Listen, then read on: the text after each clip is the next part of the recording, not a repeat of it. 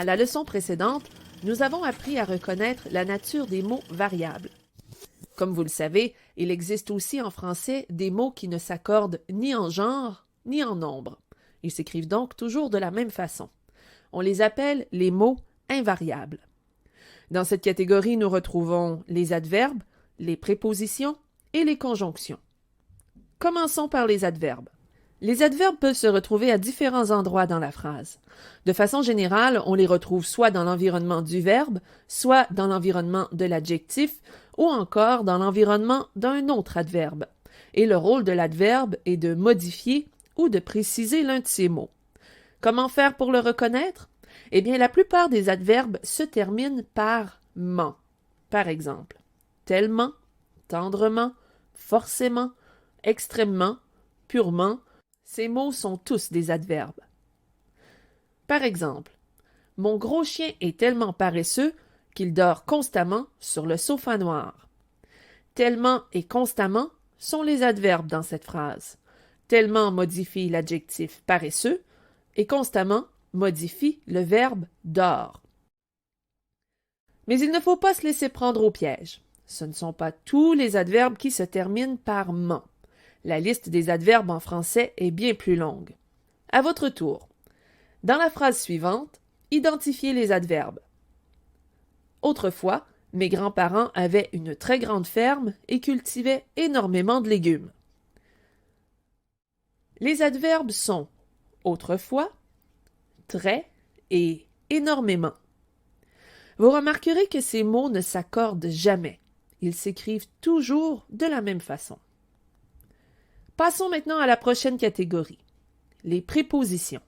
Vous avez déjà rencontré sur votre passage les prépositions à, de, sans, pour, par, avant, avec, après, et il y en a bien d'autres. Devant, derrière, sous, sur, ce sont toutes des prépositions.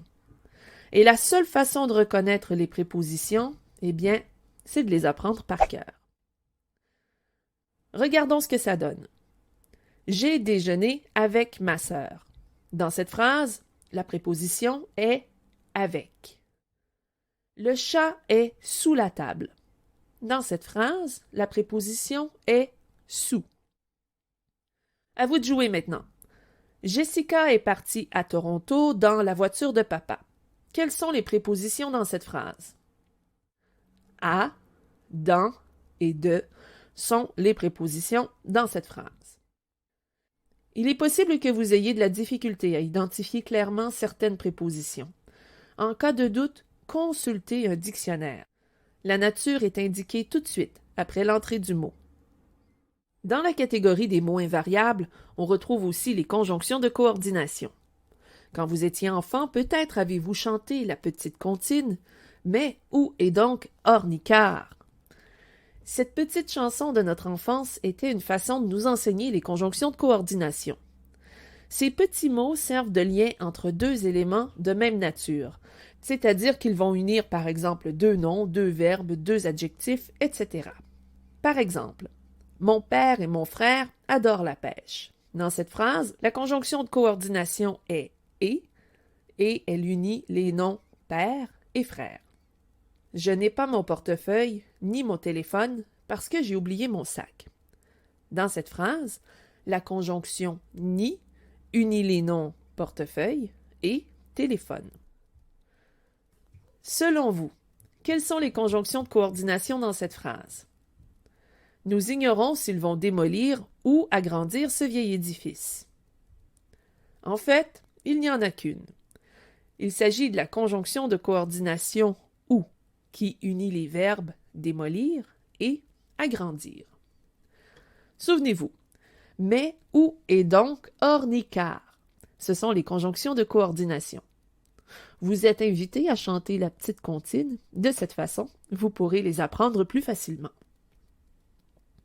Voilà pour la nature des mots invariables. Récapitulons.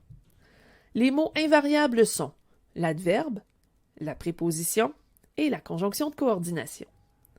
Maintenant que vous connaissez la nature des mots, vous êtes prêts à en apprendre davantage sur leurs fonctions. Et c'est ce que nous apprendrons dans les prochaines leçons.